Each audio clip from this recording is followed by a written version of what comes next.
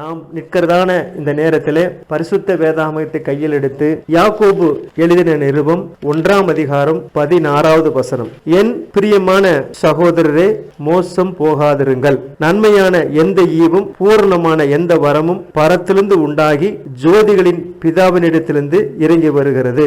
அவரிடத்தில் யாதொரு மாறுதலும் யாதொரு வேற்றுமையின் நிழலும் இல்லை. 1 பேதுரு புஸ்தகம் 5ஆம் அதிகாரம் 5-6. அந்தபடி இளைஞரே, மூப்பருக்கு கீழ்ப்படியுங்கள். நீங்கள் எல்லாரும் ஒருவருக்கொருவர் கீழ்ப்படிந்து மனத்தாழ்மையை அணிந்து கொள்ளுங்கள். பெருமை உள்ளவர்களுக்கு தேவன் எதிர்த்து நிற்கிறார், தாழ்மை உள்ளவர்களுக்கோ தேவன் கிருபை அளிக்கிறார். ஆகையால் ஏற்ற காலத்தில் தேவன் உங்களை உயர்த்தும்படிக்கு அவருடைய பலத்த கைக்குள் அடங்கியிருங்கள். ரோமர் புஸ்தகம் 6ஆம் அதிகாரம் 17. முன்னே நீங்கள் பாவத்துக்கு அடிமைகளாயிருந்தும் இப்பொழுது உங்களுக்கு ஒப்புவிக்கப்பட்ட உபதேச சட்டத்துக்கு நீங்கள் மனப்பூர்வமாய் கீழ்ப்படிந்ததினாலே தேவனுக்கு ஸ்தோத்திரம். ஆமேன். நாம் தலைகளை தாழ்த்தி ஜெபம் செய்வோம். வார்த்தையாகிய தேவனே, சமாதான பிரபுவே, இந்த காலை நேரத்தில் உம்மால் மீட்கப்பட்ட உமது பிள்ளைகளாகிய நாங்கள் உம்முடைய நாமத்தினால ஒருமித்து இந்த ஸ்தலத்திலே நாங்கள் கூடியிருப்பதை கர்த்தர் அறிந்திருக்கிறீர். இந்த பூமியிலே எங்களுக்கு ஒரு நல்லதொரு நிமிஷங்களையும் நல்லதொரு நேரங்களையும் கர்த்தர் எங்கள் ஒவ்வொருவருக்கும் தந்ததுக்காக நாங்கள் நன்றி செலுத்துகிறோம். எங்கள் ஆண்டவரே, இந்த நேரத்தில் கூட மனுஷன் அப்பத்தினாலும் மாத்திரமல்ல, தேவனுடைய வாயிலிருந்து புறப்படுகிற ஒவ்வொரு வார்த்தையினாலும் ஜீவிப்பான் என்று எழுதியிருக்கிறது. பிதாவே, உம்முடைய ஜனங்களை உம்முடைய வார்த்தை கொண்டு போஷிக்கிற தேவனாய் இருக்கிறபடினாலே, அந்த வார்த்தை எங்களுக்கு ஜீவனுள்ளதா இருக்கிறபடினாலே, அந்த வார்த்தையை எங்களுக்கு இந்த நேரத்தில் தந்தருளுவீராக. உம்மிடத்திலிருந்து நாங்கள் எதை பெற்றுக்கொள்ள வேண்டும் என்று நீர் விரும்புகிறீரோ அதை எங்களுக்கு தாரும். இந்த நேரத்தில் எங்களுடைய மாம்சங்கள் எல்லாம் மறைக்கப்பட்டு போவதாக, கர்த்தருடைய சிந்தை வெளிப்படுவதாக. ஆமாண்டவரே, இந்த நேரத்தில் கூட உம்முடைய சமூகத்தில் எங்களை ஒவ்வொருவரையும் தாழ்த்துகிறோம். ஏற்ற காலத்தின் ஆவிக்குரிய ஆகாரம் என்று இந்த மேசையின் மேலே அந்த பலமுள்ள ஆகாரத்தை எங்களுக்கு வைத்திருக்கிறீர். அதை நாங்கள் நீர் கொடுத்த விசுவாசத்தின்படி அந்த விசுவாசம் என்னும் கரங்களினால் அதை எடுத்து புசிக்க எங்கள் ஒவ்வொருவருக்கும் கிருபை செய்வீராக. இதாவே எங்களுடைய எல்லா அவிசுவாசங்களையும் தவறுகளையும் பாவங்களையும் மன்னிப்பீராக. எங்களை ஒருமித்து ஆவி ஆத்மா சரீரத்தை முழுவதும் உம்முடைய பரிசுத்த ஆவியின் இந்த நாட்களில் எங்களுக்காக இறங்கி வந்த பலமுள்ள தூதன் தாமே உம்முடைய கட்டுப்பாட்டுக்குள் எடுத்துக்கொள்வீராக. ஓ தேவனே, எங்களில் யாராவது சற்று பலவீனமாயிருந்தால் அவர்களை பலப்படுத்தும், வியாதிப்பட்டிருந்தால் அவர்களை சுகப்படுத்தும். இந்த செய்தியை கேட்கிற ஒவ்வொருவரையும் அவ்விதமாகவே நீங்க ஆசீர்வதிக்க வேண்டுமாய் தாழ்மையோடு கேட்கிறோம். தேவனே, எங்களோடும் எங்களை வழிநடத்தும் எங்கள் கர்த்தராகிய இயேசு கிறிஸ்து நாமத்தில் கேட்கிறோம். ஆமென். நீங்கள் உட்காரலாம். அருமையான சகோதர சகோதரிகளுக்கு என்னுடைய காலை வணக்கத்தை நான் தெரிவித்துக் கொள்கிறேன். கர்த்தர் தாமே உங்கள் ஒருவரையும் ஆசீர்வதிப்பாராக. ஆமென். இந்த வாசிக்கப்பட்ட வேத பாகத்திலிருந்து ஒரு தலைப்பை நாம் எடுத்துக்கொள்கிறோம். அது என்ன தலைப்பு என்றால், லா அண்ட் என்ஃபோர்ஸ், பிரமாணமும் வற்புறுத்தலும். லா அண்ட் என்ஃபோர்ஸ், பிரமாணமும் வற்புறுத்தலும். கவனிக்கிறீங்களா? உங்களுக்கு தெரியுமா, God has a law. தேவன் ஒரு பிரமாணத்தை வைத்திருக்கிறார். His word is a law.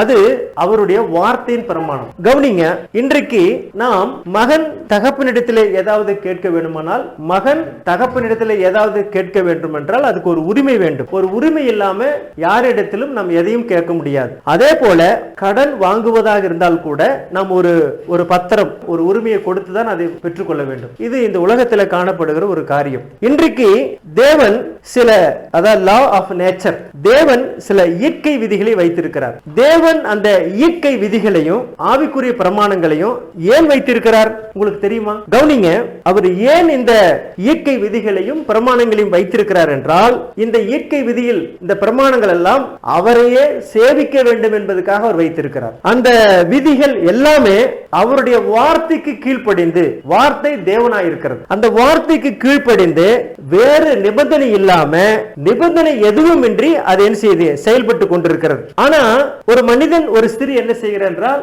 தேவனே இதை செய்யுங்க, நான் அதை செய்கிறேன், இதை செஞ்சீங்கன்னா நான் இதை செய்கிறேன். சில நேரங்கள்ல அபேதமாக நாம பொருத்தனை செய்கிறோம். ஆனா இந்த இயற்கை விதிகள், இந்த பிரமாணங்கள் எல்லாம் அதுக்கு எந்த விதமான நிபந்தனையும் இல்லை. தேவனிடத்துல அது எந்த விதமான நிபந்தனை இல்லாம அது செயல்பட்டு கொண்டு வருகிறது. பாருங்க, தேவன் தமது விதிகள் அனைத்துமே கண்டினியூவா தொடர்ந்து இயங்கும்படி, அதை செயல்படும்படி அவர் வைத்திருக்கிறார். அந்த விதிகள் எல்லாம் அப்படியே செயல்படாம அப்படியே கிடப்புல போடும்படி விட்டுவிடாம அந்த விதிகள் எல்லாம் அப்படியாக கண்டினியூவா செயல்பட்டு கொண்டிருக்கிறது. சொல்லுவாங்க ஆபீஸ்ல அந்த ஃபைல் அந்த ஃபைல் கிடப்புல போட்டிருக்கிறாங்க அப்படின்னு. நாம் ஒரு விண்ணப்பம் கொடுத்தா அந்த விண்ணப்பத்தை கிடப்புல போட்டிருக்கிறாங்க அப்படின்னு சொல்லுவாங்க. ஆனா இங்க தேவன் என்ன செய்கிறார்?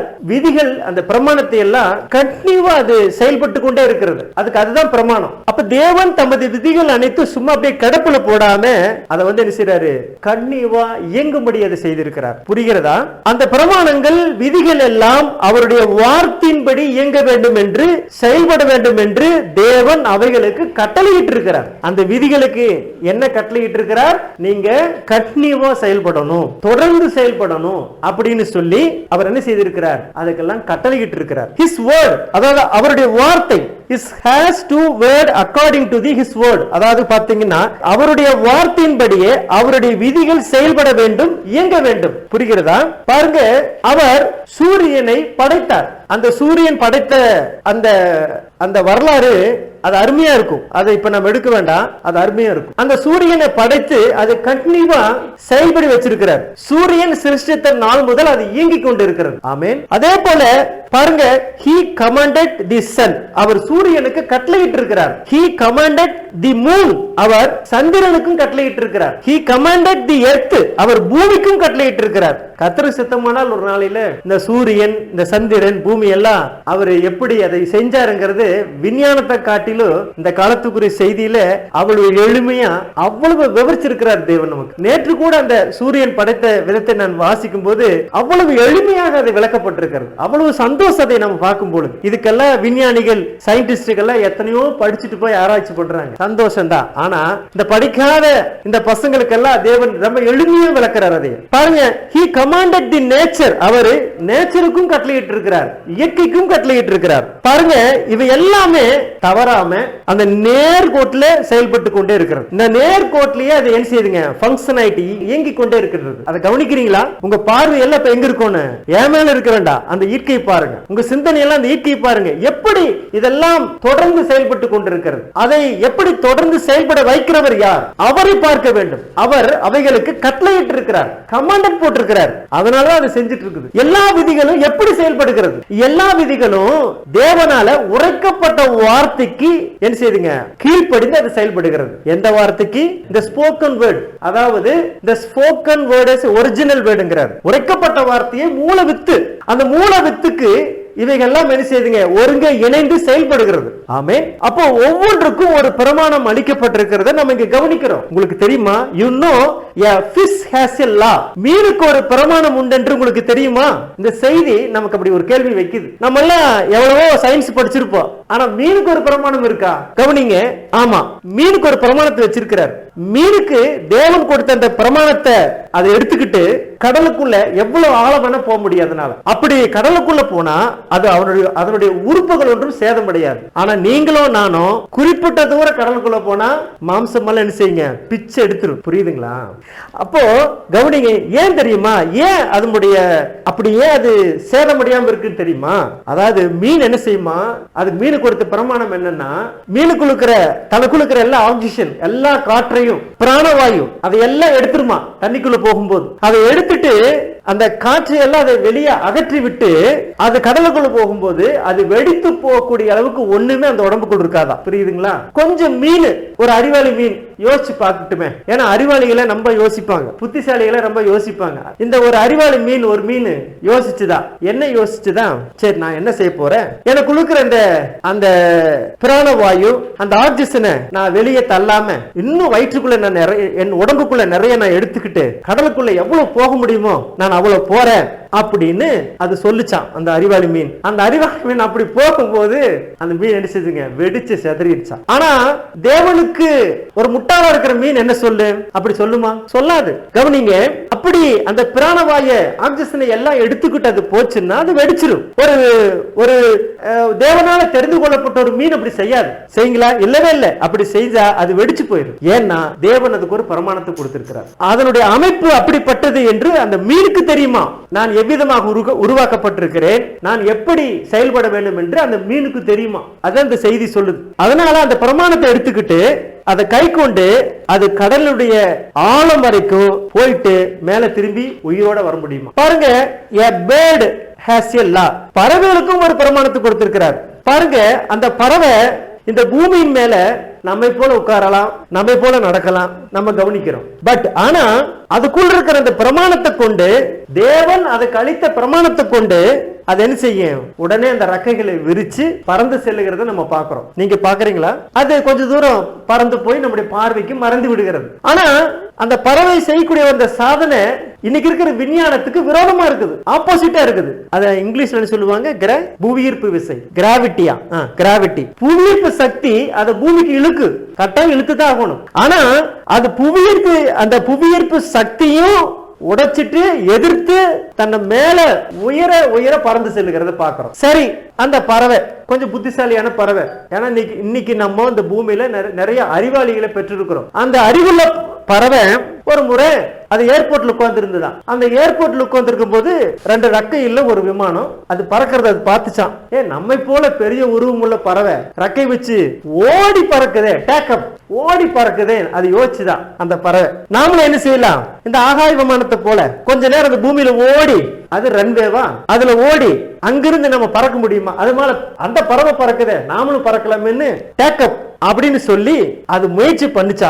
விமானம் பறந்து போயிருச்சு, பறவை கீழே விழுந்துருச்சு. கவனிங்க, ஏன்னா பறவையின் பிரமாணத்தை அந்த பறவை பெறுவதற்கென அதற்கேற்ற உடலமைப்பை அது பெற்றுள்ளது. அது இருக்கிற இடத்துல இருந்தே பறக்கலாம், அது ஓடி பறக்காது. காக்கைகளை பார்த்திருக்கிறீங்களா, பறவைகளை பார்த்திருக்கிறீங்களா? அது இருக்கிற இடத்துல இருந்தே அப்படியே எழும்பும். ஆனா விமானங்கள் அப்படி அல்ல, அந்த ரன்வேல ஒரு குறிப்பிட்ட தூரம் ஓடித்தான் மேல எழும்பும். பாருங்க, இந்த பறவைகள் அந்த பிரமாணத்தை பெற்றது மாத்திரமல்ல, அந்த விசுவாசியான அந்த பறவை அது எப்படி அந்த பிரமாணத்தை பெற்றிருக்கிறது தான் உணர்ந்து கொள்ளுமா, அந்த பறவை இதை அறிந்திருக்குமா. புரியுதுங்களா?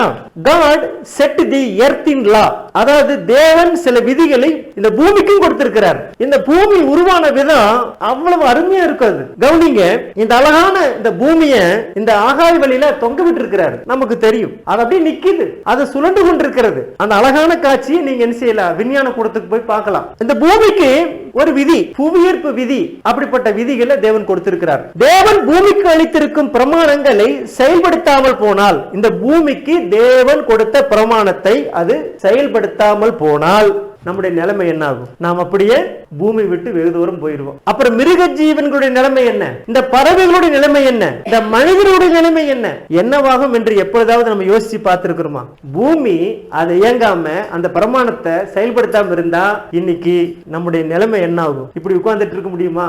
ஏன்னா தேவன் அதுக்கு கட்டளையிட்டு இருக்கிறார். அது மாத்திரமல்ல, தேவன் தமது இந்த பூமியில உயிரினங்கள், அதாவது செடிகள், தாவரம், பூக்கள், தமது அந்த இலைகள் எல்லாமே இந்த இயற்கையானது அவைகளுக்கு திரும்ப ஜீவனை கொடுக்கிறது. தேவன் தமது பூக்களையும் தமது இலைகளையும் தமது இயற்கையும் பூமியில் உள்ள தமது விதைகளையும் திரும்ப அளிக்கிறார். புரியுதுங்களா? நான் திரும்ப அளிப்பேன். யோவேல்ல படிச்சிருப்போம், நான் திரும்ப அளிப்பேன். அது ஒரு மகத்தான அது சத்தியம். நான் திரும்ப அளிப்பேன்ங்கிற ஒரு அந்த வார்த்தையில அது இந்த 2000 வருடங்களா நடந்த எல்லா சம்பவமும் அது எப்படின்னு நமக்கு விவரிச்சு காட்டியிருக்கு. பூமி சூரியனை சுற்றி வரும் பொழுது பூமி டிசம்பர் ஜனவரி மாதங்கள்ல அது சூரியனை விட்டு கொஞ்சம் தூரம் போயிருது. அதனாலதான் நமக்கு குளிர்காலம் ஏற்படுகிறது. பூமி அபீதம் தூரம் சென்றுள்ள சமயத்தில் குளிர்காலம் நேரிடுகிறது.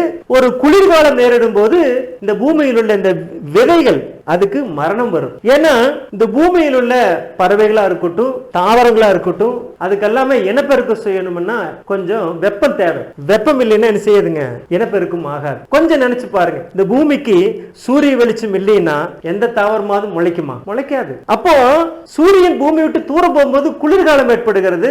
அப்ப விதைகள் என்ன செய்யுதுங்க, விதைகள் மரணத்தை ஏற்றுக்கொள்ளுகிறது. ஜீவனோடு உள்ள எவைகள் எல்லாம் கொல்ல முடியுமோ அவைகள் எல்லாம் அது கொன்று போடுகிறது. சரிதானே? அப்பொழுது விதைகள் என்ன செய்யும், பூமிக்கு அடியில் போய் உறைந்திருக்கும். ஒரு மரத்தினுடைய ஜீவன் இந்த குளிர்காலத்துல அது பூமியின் வேர்களுக்கு அடியில் போய்விடும். அது தேவன் கொடுத்த விதி. அந்த விதையின் சதைப்பாகம், பல்ப், அவைகளிலிருந்து மற்ற எல்லாமே போயிடுது. அந்த விதை சுத்தி இருக்கிற எல்லாமே பூமிக்கடியே போகும்போது அழுகி போயிருது. ஆனா அதுக்குள்ள இருக்கிற ஜீவன் மட்டும் எப்படி இருக்கும்? பாதுகாப்பா இருக்கும். ஆனா அந்த ஜீவன் அதுல அந்த இடத்துல பத்திரப்படுத்தப்படுகிறது.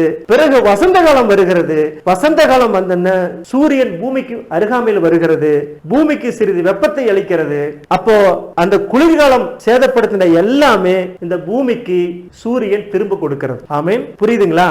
அதே போலதான் இந்த 2000 வருடங்களாக இந்த ஜனங்க கிட்ட, சபைகள் இடத்துல, ஸ்தாபனங்கள் இடத்துல காணப்படுகிற ஃபார்மல் ரிலிஜன் பாருங்க, பாரம்பரிய மார்க்கம். ஃபார்மல் ரிலிஜன், பாரம்பரிய மார்க்கம். கவனிச்சீங்கன்னா 2000 ஆண்டுகளுக்கு முன்பாக நம்முடைய ஆண்டவராய் இயேசு கிறிஸ்து மரித்தார், அடக்கம் பண்ணப்பட்டார், திரும்ப பரிசுத்த ஆவி பெந்தெகோஸ்து நாள்ல வந்தார். அப்போஸ்தல காலம் வருகிறது. அதுக்கு அடுத்தது சபை காலம் வருகிறது. அப்போஸ்தல காலத்துல மூல விதைகளை தேவன் சபைக்கு விதைத்தார். மூல உபதேசங்களை தேவன் சபைக்கு விதைத்தார், சபைக்கு கொடுத்தார். அந்த மூல உபதேசம் ஒவ்வொன்றும் ஒவ்வொரு வித்து. அது தேவனுடைய வார்த்தை என்பது விதை. வேதம் அப்படித்தான் சொல்லுகிறது. அந்த விதை சபைக்கு கொடுக்கப்பட்டது. ஆனா அப்படியாக என்ன செய்யுதுன்னா, அப்படி ஒவ்வொரு சபை காலங்களாக இந்த 2000 வருடங்களாக ஒவ்வொரு சபை காலங்களாக நீதியின் சூரியனை கொஞ்சம் தள்ளி விட்டுட்டாங்க. என்ன செய்தாங்க? ஆமா, மனிதர்கள் தங்களுடைய பாரம்பரியங்களையும் சடங்குகளையும் கள்ள உபதேசங்களை ஏற்றுக்கொண்டதுனால நீதியின் சூரியனை கொஞ்சம் சற்று விலக்கி வச்சுட்டாங்க. உங்களுக்கு தெரியும், ஏறக்குறைய கிறிஸ்துவுக்கு பிறகு 300 ஆண்டுகள் வரைக்கும் அந்த விதையானது கிரியை செய்து கொண்டிருந்தது. ஆனா ரோமன் கத்தோலிக்க அந்த முதல் ஸ்தாபனம் ஏற்படும் பொழுது ஆரம்ப நாட்களிலே அவன் ஆவியாக உள்ளே வந்தான். பிறகு அவன் கிரியை செய்ய ஆரம்பித்தான். பிறகு அவன் போதகமாக கொண்டு வந்துட்டான். அப்போ என்ன செஞ்சது? நீதியின் சூரியன், அதாவது பரிசுத்த ஆவியானவரை செயல்படாதபடிக்கு அங்கே அவிசுவாசம் அதிகமாக சபையை மேற்கொண்டதாம். பரிசுத்த ஆவியானவர் செயல்படுத்தப்படாதபடிக்கு அவிசுவாசம் அவ்வளவு கூடுதலா இருந்ததா. 1200 வருடங்கள் இந்த சபை காலங்களை நம்ம பார்க்கிறோம். கவனிங்க. அப்போ இந்த கடைசி நாட்களிலே பாருங்க, அந்த பாரம்பரியம், ஃபார்மல் ரிலிஜன், அந்த பாரம்பரியம் மார்க்கம்ங்கிற குளிர்காலம் சபையிலுடைய எல்லா விதைகளையும் மறுக்கி வச்சிருச்சா. புரியுதுங்களா? ஆனா தேவன் அந்த விதை என்ன பண்ணாரு? இயற்கையின் பிரமாணத்தின்படி அதை திரும்ப தனக்குள்ள கொண்டு வச்சுட்டார். எப்படி ஒரு தாவரம், ஒரு செடி அந்த ஜீவனை கொண்டாந்து வேறு கடி வைக்கிறது போல இவர் என்ன பண்ணிட்டாரு?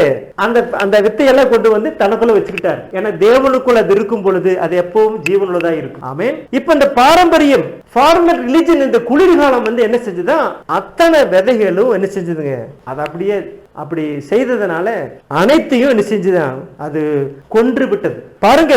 ஆனா இந்த கடைசி நாட்களில வெளிப்படுத்தின விசேஷத்துல 10ஆம் அதிகாரத்தில் காணப்படுகிறபடி அதுக்கு முன்பாக தேவன் கல்வாரியிலே அந்த ஸ்திரீயின் வித்து, அந்த கிறிஸ்து யாருடைய தலையை நசுக்குவார்? பிசாசுடைய தலையை நசுக்குனார். புரியுதுங்களா? ஆனா பிசாசு ஏற்கனவே இந்த பூமிக்கு எப்ப வந்தான்? ஏதோம் தோட்டத்திலே வந்துட்டான். ஏதோம் தோட்டம் முதல் தன்னுடைய உபதேசங்களை, அவனுடைய விதைகளை, அவனுடைய விதைகள் முளைத்து கிரியை செஞ்சு கொண்டிருக்கிறது. ஆனா தேவன் அவனுடைய கொடுக்கை கல்வாரில் எடுத்தார். அவனை அழிக்கல, அவனுடைய கொடுக்கை எடுத்தார். அவனுக்கு உண்டான சில விஷயங்கள் அவனுக்கு எடுத்தார், உண்மைதான். ஆனா இன்னைக்கு பிசாசு ஒரு சோளக்கட்டு பொம்மை அப்படிங்கிறார். அவன் எப்ப பல்ல காட்டுவான், அவ்வளவுதான். அவனால எதுவும் செய்ய முடியாது. ஆனா இந்த கடைசி நாட்களிலே, அதாவது 1ஆம் வருகையில் அவர் என்ன பண்ணார் அப்படின்னா, அவனுடைய தலையை நசுக்கினார். ஆனா அவன் போட்ட அந்த கிரிகைகள், பிசாசுடைய கிரிகள் அப்படியே பூமியில் இருந்தது. புரியுதுங்களா? 1000 அரசாட்சியில சாத்தான் இருக்க மாட்டான். ஆனா பாவத்தினுடைய கிரிகள் இந்த பூமியில் இருக்குன்னு நம்ம பார்க்கிறோம். ஆனா அந்த கிரிகள் செயல்படாது. ஏன் செயல்படாது? சாத்தான் பாதாளத்துல கொண்டு என்ன செய்யறாரு? 1000 வருஷம் அவர் அடைச்சு வைக்கிறார். புரியுதுங்களா? அதனால அது செயல்படல. ஆனா கல்வாரியில அவரோட தலையை மட்டும்தான் நசுக்கினாரு. அவன் அப்படியே விட்டுட்டாரு. அவனுடைய கிரிகளும் இருந்தது. அப்போ அந்த கிரிகளுக்கு அதிகாரி அவன். அப்போ இந்த 2000 வருஷமா அவன் கிரியை செய்யறான். இப்ப புரியுதுங்களா? கிரியை செய்யறான். இப்ப என்ன பண்ணணும்? கள்ள உபதேசங்களை, சாத்தானுடைய கள்ள உபதேசங்களை, கள்ள விதைகளை அவர் அழிக்கணும். அதனாலதான் வெளிப்படுத்தின விசேஷத்துல 10ஆம் அதிகாரத்துல 7ஆம் தூதன் பூமியில் இருக்கும் போது அவர் பலமுள்ள தூதனாய் இந்த கடைசி நாட்களே இறங்கி வந்தார். அவர் இறங்கி வந்து பிசாசுடைய கிரிகளை அழிப்பதற்காக வெளிப்பட்டார். புரியுதுங்களா? அதனாலதான் செய்தி என்ன சொல்லுது பாருங்க. தேவனுடைய குமாரன் அருகாமையில் வந்து அவர் வாசல் அருகே வந்திருக்கிறார். அத்திமரம் துளிர் விடும் போது காலம் சமயமா இருக்குது. அவர் வாசல் அருகே வந்திருக்கிறார். 1947 அத்திமரம் துளிர் விடும் போது அவர் எங்க வந்துட்டாருங்க? அவர் வந்திருக்கிறார். இதை நம்ம சொல்லும் போது கொஞ்சம் கஷ்டம் எல்லாருக்கும் இருக்குதான் செய்யும். புரியுதுங்களா? அவர் வந்திருக்கிறார். அருகாமையில் வந்து எங்க வந்தாரு? அவர் தம்முடைய தெரிந்து கொள்ளப்பட்ட சபைக்கு வந்திருக்கிறார். உலகத்துக்கு அல்ல, உலகமோ அவரை அறியாது. கவனிங்க, உலகத்துக்கு அல்ல, செய்தி தெளிவா சொல்லுது, உலகத்துக்கு அல்ல, தம்முடைய சபைக்கு வந்து அவைகளுக்கு திரும்பவும் ஜீவனை அளிக்கிறார். ஆமென். என்ன அளிக்கிறாருங்க? ஆமா, திரும்பவும் ஜீவனை அளிக்கிறார். அந்த ஜீவனை அளித்த காலத்துல தான் நாம ஜீவித்துக் கொண்டிருக்கிறோம். ஏன்னா ஜீவன் இல்லை என்றால் எடுத்துக்கொள்ளப்படுதல போக முடியாது. அந்த ஜீவன் வேணும். எல்லா மனிதர்களிடத்திலும் ஜீவனை ஸ்தாபனங்கள் எடுத்து போட்டுருச்சு, சபைகள் ஜீவனை எடுத்துருச்சு. ஆனா பலமுள்ள தூதனாய் கிறிஸ்து என்ன செய்யறாரு? ஜீவனை கொடுக்கிறார். இந்த கடைசி யுகத்துல அவர் என்ன செய்யறாரு? ஜீவனை கொடுக்கிறார். ஆமென். புரிந்து கொண்டீர்களா? அவர் இந்த கடைசி நாட்களே வந்திருக்கிறார். அதுதான் செய்தி. ஆமென்.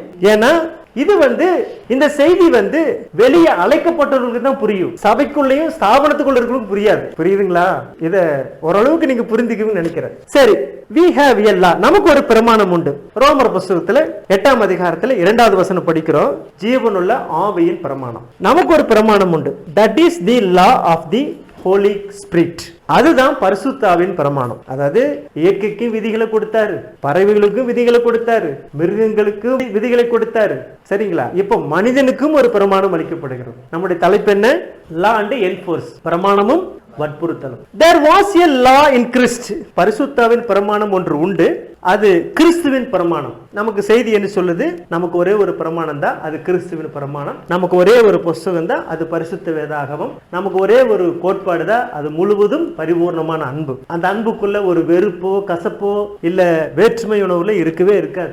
ஏன்னா அந்த பரிபூர்ணமான அன்பு மட்டும்தான் எடுத்துக்கொள்ளப்படுதல போகும், எதுவுமே போகாது அப்படின்னு இந்த காலத்துக்குரிய செய்தி நமக்கு சொல்லுகிறது. இப்ப இந்த பிரமாணம் எங்க இருக்குதுன்னா, அந்த பறவைகளுக்குள்ள ஒரு பிரமாணம் இருந்தது போல, அந்த மிருக ஜீவன்களுக்குள்ள பிரமாணம் இருந்தது போல, இந்த பூமிக்குள்ள அந்த பிரமாணம் இருந்தது போல, இந்த கிறிஸ்துவின் பிரமாணம் மனிதனுக்குள்ள இருக்கிறது. உங்களுக்கு தெரியும், சிங்காசனம், முதலாவது சிங்காசனம் பரலோகத்தில் வைக்கப்பட்டிருந்தது. இப்ப அந்த சிங்காசனம் இப்ப எங்க இருக்கிறது?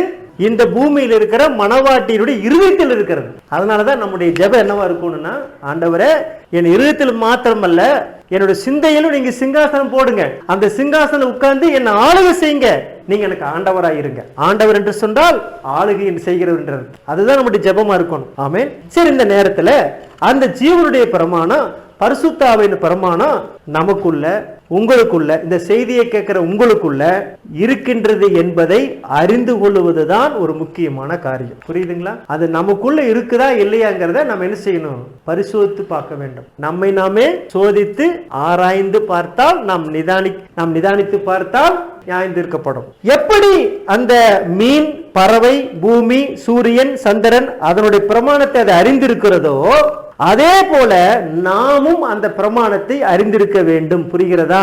நாம் என்ன செய்யணுமா? அந்த பிரமாணத்தை அறிந்திருக்க வேண்டும். அந்த பிரமாணத்தை நாம இப்ப பெறணும். இப்ப அறிந்திருக்கிறோம். ஒருவேளை அந்த பிரமாணத்தை பெறாதவங்க இருக்கலாம், அந்த பிரமாணத்தை பெற்றவங்க இருக்கலாம். இந்த செய்தியை கேட்கிறவங்க உங்களை நீங்களே நிதானித்து பார்க்கலாம். ஒருவேளை நீங்கள் இந்த பிரமாணத்தை பெற்றிருக்கலாம், இல்ல அந்த பிரமாணத்தை பெறாம இருக்கலாம். ஒருவேளை அந்த பிரமாணத்தை நீங்க பெற்றிருந்து உங்களுக்கு அது தெரியாமையும் இருக்கலாம். புரியுதுங்களா? கவனிங்க.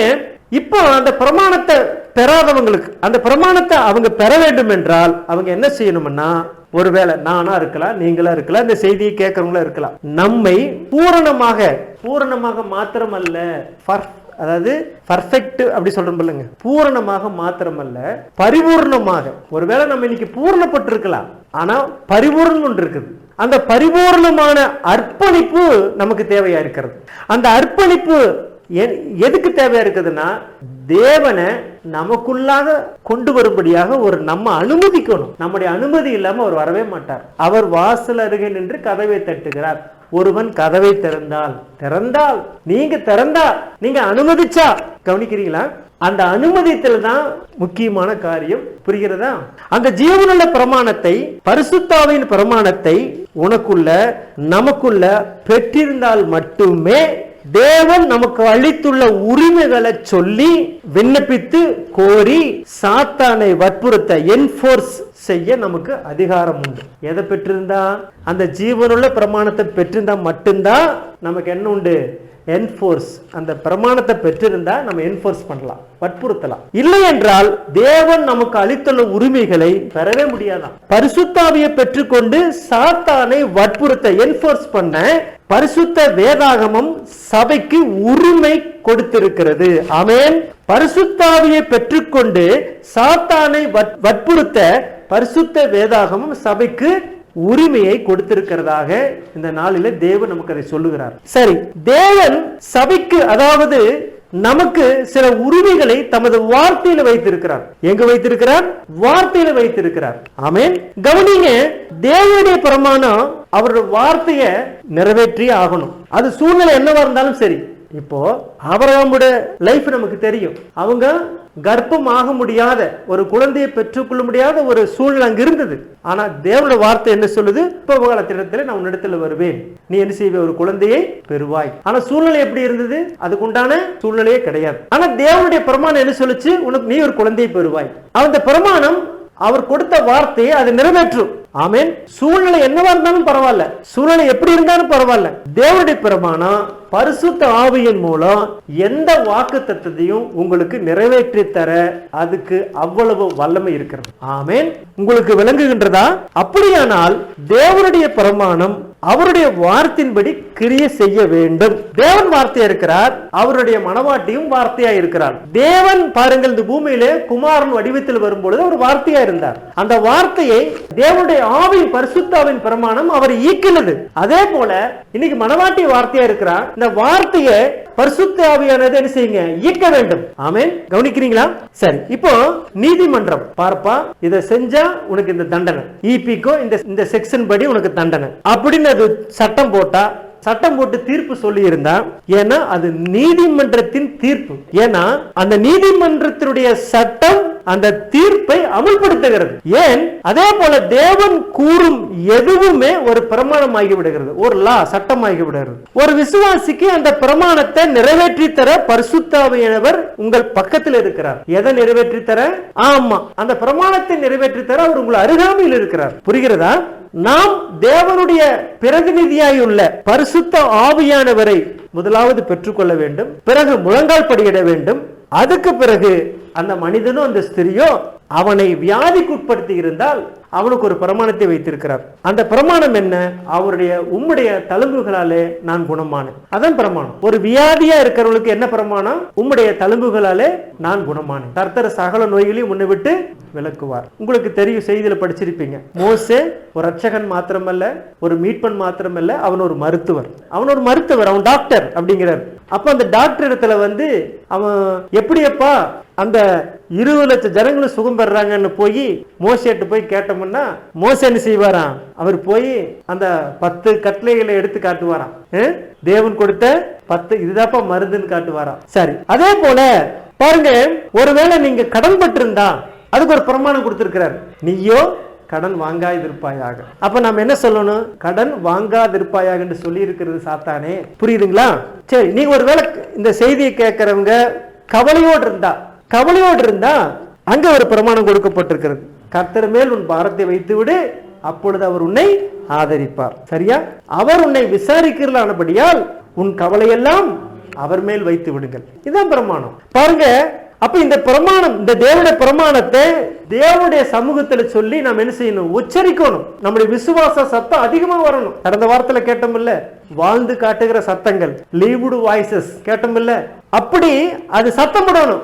ஆமென். அப்ப நீங்கள் தேவனுடைய குமாரரும் குமாரத்திகளுமாய் இருக்கும் உரிமையை, ஒருவேளை அந்த இருக்கக்கூடிய உரிமையை பிசாசு கொள்ளையடித்திருந்தால், எடுத்துக்கொண்டிருந்தால், பரிசுத்த ஆவியானவர் மூலம் இந்த நேரத்துல, இந்த நிமிஷத்துல இந்த செய்தியை கேட்கிற ஒவ்வொருவரும் உங்களுடைய உரிமையை வற்புறுத்தி என்போர்ஸ் செய்ய உங்களுக்கு அதிகாரம் உண்டு. நீங்க அந்த பிரமாணத்தை பெற்றிருந்தா, ஜீவனின் பிரமாணத்தை பெற்றிருந்தா, ஆவியின் பிரமாணத்தை பெற்றிருந்தா நமக்கு என்ன உண்டா? உரிமை உண்டு. ஆமென். பாருங்க, ஏன்னா அது கர்த்தர் உரைக்கிறதாவது என்று நாம் அந்த உரிமையை பெற்றிருக்கிறோம். நீயோ கடன் வாங்காதிருப்பாய், இது கர்த்தர் உரைக்கிறதாவது. அவருடைய தழும்புகளாலே நான் குணமானேன், இது கர்த்தர் உரைக்கிறதாவது. அவர் உங்களை விசாரிக்கலான்படியால் உங்கள் கவலையெல்லாம் அவரை வைத்து விடுங்கள். கர்த்தர் மேல் பாரத்தை வைத்து விடு, இது கர்த்தர் உரைக்கிறதாவது. அந்த உரிமையை ஒவ்வொரு கர்த்தருடைய பிள்ளைகளும் பெற்றிருக்கிறார்கள். ஆமென். ஏன்னா அந்த பிசாசு சாத்தான் என்ன செய்யணுமா? இப்படி கேட்கும் போது அவன் கொடுத்தே தீரணுமா? செய்தி சொல்லுது, சாத்தான் அதை கொடுத்தே தீர வேண்டும். கொடுக்கிறேன் அல்ல, கொடுத்தே தீர வேண்டும். அதான் செய்தி. அவ்வளவுதான். ஏனெனில் சாத்தானை அவ்விதம் செய்ய வைக்க யார் இருக்கிறாங்க? எந்த சபையும் இல்ல, எந்த போதகரும் இல்ல, பரிசுத்தாவினர் இருக்கிறார். உங்களுக்கு அந்த உரிமையோட சொல்லி சாத்தானை வற்புறுத்தும் போது எந்த சபையும் கூட்டு வந்து நிக்காது, எந்த போதகரும் வந்து நிக்க மாட்டாரு. யார் நிப்பாரு? பலமுள்ள தூதனாகி, இன்னைக்கு இறங்கி வந்த பலமுள்ள தூதனாகி பரிசுத்தவர் உங்க இடத்துல இருப்பார். அவர்தான் அதை செய்ய முடியும். பாருங்க, அந்த பிரமாணத்தை பாருங்க, வேணினில் சாத்தானை அபிதம் செய்ய வைக்க பரிசுத்தாவியானவர் இருக்கின்றார். அந்த பிரமாணத்தை வற்புறுத்த நமக்கு அதிகாரம் உண்டு. பிரமாணத்தை அளித்த பரிசுத்த ஆவியானவர் தேவனுடைய பிரதிநிதியாக இருந்து கொண்டு அதை நிறைவேற்ற கருத்தாய் உங்களையும் இந்த செய்தியை கேட்கிற ஒவ்வொருவரையும் கவனித்துக் கொண்டிருக்கிறார். பூமி எங்கும் அவருடைய கண்கள் உலாவிக் கொண்டிருக்கிறது. கர்த்தருடைய கண்கள் எவ்விடத்திலும் வந்து நோக்கி கொண்டிருக்கிறது. ஆமென். அதை நிறைவேற்றற்காக நமக்காக அவர் கவனிச்சு பார்க்கிறாராம். அவரு நமக்காக அவர் உற்று பார்க்கிறாரா. எப்படிப்பட்ட ஒரு ஆறுதலான வார்த்தை பாருங்க நமக்கு. இது ஒரு மனிதன் சொல்லலையே, என்னுடைய கணவன் சொல்லலையே, என்னுடைய மனைவி சொல்லலையே, என்னுடைய பிள்ளைகள் சொல்லலையே, என்னை படைத்த சிருஷ்டிகர் சொல்லி இருக்கிறார், என்னை உருவாக்கின சிருஷ்டிகர் சொல்லி இருக்கிறார். ஆமென். அதன் பேர்ல நமக்கு எவ்வளவு ஒரு ஆழமான விசுவாசம் உறுதி வேணும். சரி, இப்போ அத்தாரிட்டி என்றால் தமிழ்ல அதிகாரம், சரியா? பவர் என்று சொன்னால் வல்லமை. அத்தாரிட்டி அதிகாரம், பவர் வல்லமை. சில இப்படி கேட்கலாம், யூ காட் பவர் அபிரகாம், நீ தேவனுடைய வல்லமை பெற்றிருக்கிறாயா? டேனி, நீ தேவனுடைய வல்லமை பெற்றிருக்கிறாயா? இஸ்ரேல், நீ தேவனுடைய வல்லமை பெற்றிருக்கிறியா? இவ்வளவு செய்தி கேட்கிறியே, நீ தேவனுடைய வல்லமை பெற்றிருக்கிறியா அப்படின்னு சிலர் கேட்கலாம். உங்களிடம் வல்லமை உள்ளதான்னு கேட்கலாம். கவுனிங்க, 7ஆம் தூதன் எக்காலம் போது போகும்போது தேவ ரகசியம் நிறைவேறி ஆகணும். அந்த தேவ ரகசியங்களை மண்ணாவத்தான் நம்ம புசிக்கிறோம். அதுதான் நம்மளை ரேப்சருக்கு உந்தி தள்ளுது. இந்த பூமி விட்டு போயிடலாம் தள்ளுது. அது எப்பவாவது அதை உணர்ந்திருக்கிறீங்களா? இந்த பூமி விட்டு போகணும்னு ஆசைப்பட்டு இருக்கிறீங்களா? நீ என்னப்பா திருமணம் ஆயிடுச்சு, பிள்ளைகளையும் பெத்துட்ட, பேரன் பேத்தியும் பார்த்துட்ட, நீ போவோன்னு ஆசைப்படுவேன். நான் இன்னும் வாலி பையனா இருக்கிறேன், நான் இன்னும் குழந்தையா இருக்கிறேன் அப்படின்னு கேட்கல. இதெல்லாம் இயல்பு. இதுக்கு வயசு தேவையில்லை. எடுத்துக்கொள்ளப்படுதலுக்கு வயசு தேவையில்லை. எந்த வயதிலும் எடுத்துக்கொள்ளப்படலாம். சின்ன குழந்தைகள்லாம் எடுத்துக்கொள்ளப்பட்டா ரொம்ப ஆசீர்வாதம். ஏன் தெரியுங்களா? இந்த பூமியில தொந்தரவு இல்லாம போயிடலாம். வாலிப பசங்களும் எடுத்துக்கொள்ளப்பட்டா அது இதை விட நல்ல சந்தோஷம். இன்னைக்கு இருக்கிற இந்த உலகத்துல வாலிப பிள்ளைகள் ஜீவிக்கிறது படி எடுத்துக்கொள்ளப்படுறதா ஆசைப்படணும். அதே மாதிரி இந்த வயதானவங்க எல்லாம் வந்து உண்மையில அவங்க எல்லாம் எடுத்துக்கொள்ளணும்னு ஆசைப்படுவாங்க. சரி, இருக்கட்டும், கவனிங்க. பட் ஒவ்வொரு விசுவாசியிடமும் அதிகாரம் உள்ளது. யாரிடத்தில் இருக்கிறது? விசுவாசியிடத்தான் அந்த அதிகாரம் இருக்கிறது. Authority, not power. வல்லமை அல்ல. ஒவ்வொரு விசுவாசியினிடத்திலும் என்ன இருக்கிறது? அதிகாரம் இருக்கிறது. ஆனா வல்லமை இல்லை. தீர்க்கதரிசி இந்த கேள்வி கேட்பாங்க, இதெல்லாம் செய்வதற்கு உம்மிடத்தில் வல்லமை இருக்கிறதான்னு கேட்கும் பொழுது நம்முடைய தீர்க்கதரிசி சொல்வாரு, என்னிடத்துல வல்லமை இல்லை, அதிகாரம் இருக்கிறது. ஆமென். Authority, not power. எதை செய்யவும் எங்களிடம் போதுமோ வல்லமை கிடையாதுன்னு தீர்க்கதரிசி சொல்றாரு. எங்ககிட்ட அந்த வல்லமை இல்லப்பா. புரியுதுங்களா? சரி, இப்போ ஒரு உதாரணம் பாருங்க. நமக்கெல்லாம் இப்ப பாத்தீங்கன்னா, இப்போ அப்போல்லோ இஸ்ரவேல்ல ஸ்கூலுக்கு போகும்போது அவங்களுக்கு ஒரு பேட்ச் கொடுத்துருக்காங்க. இப்ப யாஷ் அவன் ஸ்கூலுக்கு போகும்போது ஒரு பேட்ச் இருக்கான், பேட்ச் கொடுப்பாங்க, பேட்ச் இருக்கும். அந்த பேட்ச் கவனிச்சிருக்கீங்களா? இருக்குதா இல்லையா? அதே மாதிரி நிறுவனங்களுக்கு போகும்போது ஒரு பேட்ச் கொடுக்குறாங்க. அதுக்கு பேரு ஐடென்டி கார்டா அதை கொடுக்குறாங்க. அதே போல விசுவாசிக்கும் ஒரு பேட்ச் இருக்கு. நீங்கள் நாம் விசுவாசியின் சின்னத்தை பேட்ச் அணிந்து கொண்டிருப்பது அவசியம். இந்த செய்தி என்ன சொல்லுது? நாம் எல்லாருமே ஒரு பேட்ச் வச்சிருக்கணுமா? ஆமென். அதுக்கு ஒரு உதாரணத்தை செய்தியில வாசிக்கிறோம். ஒரு போலீஸ்காரனை எடுத்து உதாரணப்படுத்துறார். அவன் உருவத்தில் என்னை காட்டிலும் சிறியவன், அவனுடைய தொப்பி அவனுடைய காதுகளை மூடி இருக்கும். இப்ப இருக்கிற போலீஸ் இல்ல, நான் சொல்றது ஒரு 70 வருஷத்துக்கு மேல போலீஸ் எல்லாம் பாத்தீங்கன்னா அந்த மடமடமன்னு டிராயர் போட்டிருப்பாங்க, அப்படியே காதெல்லாம் மறைச்சு தொப்பி போட்டிருப்பாங்க, பாக்குறதுக்கு கோமாளி மாதிரி இருப்பாங்க. இப்பெல்லாம் நல்ல போலீஸ்காரர் நல்ல ஃபேன் செட் போட்டு ஜம்முன்னு இருக்காங்க. அன்னைக்கு அப்படி இருக்க மாட்டாங்க, தோள சட்டை போட்டிருப்பாங்க. இருக்கட்டும், அவன் உருவத்திலே என்னை காட்டிலும் சிறியவன், அவனுடைய தொப்பி அவனுடைய காதுகளை மூடி இருக்கும், அவனுடைய உடுப்பு பாதிக்கு மேல் வெளியே தொங்கிக் கொண்டிருக்கும், அவன் தொப்பி அணிந்து கையில ஒரு சின்ன கோளுடன் ஒரு நின்று கொண்டு ஒரு சின்ன விஷிலும் வச்சிருப்பான். அதை நம்ம போலீஸ்கார இடத்துல பாக்குறோம். இப்போ அந்த நெடுஞ்சாலை வழியா, அந்த நெடுஞ்சாலையில அந்த ரோட்ல சக்தி வாய்ந்த கார்கள் வேகமா போகும். வேகமா போறத பாக்குறோம்ல. ஒரு நேரத்துல வேகமா வரும். அப்படி வேகமா வரும், மின்னல் வேகத்துல வரும். ஆனா மின்னல் வேகத்துல வரக்கூடிய அந்த காரை சிறிய உருவம் கொண்ட மனிதன் தன்னுடைய சொந்த பலத்தினால அது பாத்தீங்கன்னா அது பயங்கரமா எத்தனையோ குதிரைகளுடைய வேகத்துல வரும். ஆனா இந்த சிறிய உருவம்படுத்த போலீஸ்கார ஒரு குதிரை கூட நிறுத்த முடியாது. ஆனா அதிவேகமா வருகிற ஒரு காரை அவன் நிறுத்திடுவான். எப்படி பாருங்க, பளபளக்கும் காவற்படை அந்த சின்னத்தை, பேட்ச், அந்த காவல் படைக்குன்னு ஒரு சின்னம் இருக்கும்ல, அந்த பேட்ச் அணிந்தவனாய் அவன் தெருவில் நின்று கொண்டு விசிலை ஊதி கையை காட்டும் மாத்திரத்துல சக்தி வாய்ந்த அந்த பெரிய கார்கள், அதிவேகமா வரக்கூடிய கார்கள் உடனே நின்று விடுகின்றன. நிக்குதான் போலீஸ்காரனை பார்த்தா நம்ம என்ன செய்யறோம்? இந்த சந்துல இருந்து அந்த சந்துக்கு ஓடுறோமா இல்லையா? நம்மள போல சாதாரண மனிதன் தானே. கவனிக்கிறீங்களா? ஏன் ஓடுறோம் பாருங்க. It was not the power of the man. அந்த மனிதனுக்கு வல்லமை இல்ல பாருங்க, அது மனிதனுடைய வல்லமை அல்ல, அவன் பெற்றுள்ள அதிகாரம். புரிகிறதா? வல்லமைக்கும் அதிகாரத்துக்கும் நீங்க நினைக்கலாம், ஆண்டவரே எனக்கு அந்த பிசாசு துரத்த வல்லமை கொடுங்க, அந்த நோயை சுகமாக்க வல்லமை கொடுங்க, அதை செய்யறதுக்கு வல்லமை கொடுங்க, அந்த மலையை பெயர்கொள்ள வல்லமை கொடுங்க. சந்தோஷம். ஆனா நாம ஒண்ணு மறந்துடுறோம், வல்லமையை விட அதிகாரத்தை மறந்துடுறோம். ஒவ்வொரு விசுவாசியும் நம்ம என்ன செய்யறோம்? நமக்கு இருக்கிற அதிகாரத்தை நம்ம மறந்துடுறோம், வல்லமையே பேசிட்டு இருக்கிறோம். ஆண்டவரே என்னோட சபை வல்லமையின் ஆவினால் நிரப்பட்டும், தேவனுடைய ஜனங்களால் வல்லமையினால் அபிஷேகம் பண்ணப்படட்டும். இன்னைக்கு பல சத்தங்களை கேட்கிறோம், அப்படித்தானே? ஆனா அவன் பெற்றுள்ள அதிகாரத்தை மறந்துடுறாங்க. சபை பெற்றுள்ள அதிகாரத்தை இந்த சபை மறந்து போச்சு இன்னைக்கு. இப்ப புரியுதுங்களா? நாம எல்லாம் எதை மறந்துருக்கிறோம்னு. நானும் கூட ஒரு காலத்தை அப்படித்தான் ஜெபம் பண்ணேன், ஆண்டவரே வல்லமை வேணும் வல்லமை வேணும். ஆனா செய்தி என்ன செய்யுதுங்க? உங்களை அப்படியாக அவருடைய பாதையில கொண்டு போகிறோம். நாம் சாத்தானிடம் அதை திரும்பத்தா என்று நமது உரிமைகளை கோரி அவனை வற்புறுத்த என்ஃபோர்ஸ் நமக்கு அதிகாரம் உண்டு. வல்லமை இல்லாட்டி பரவாயில்ல, நமக்கு என்ன இருக்குதுங்க? அதிகாரம் இருக்குது. அந்த அதிகாரத்தை கொண்டு சாத்தான் என்ன செய்யலாம்?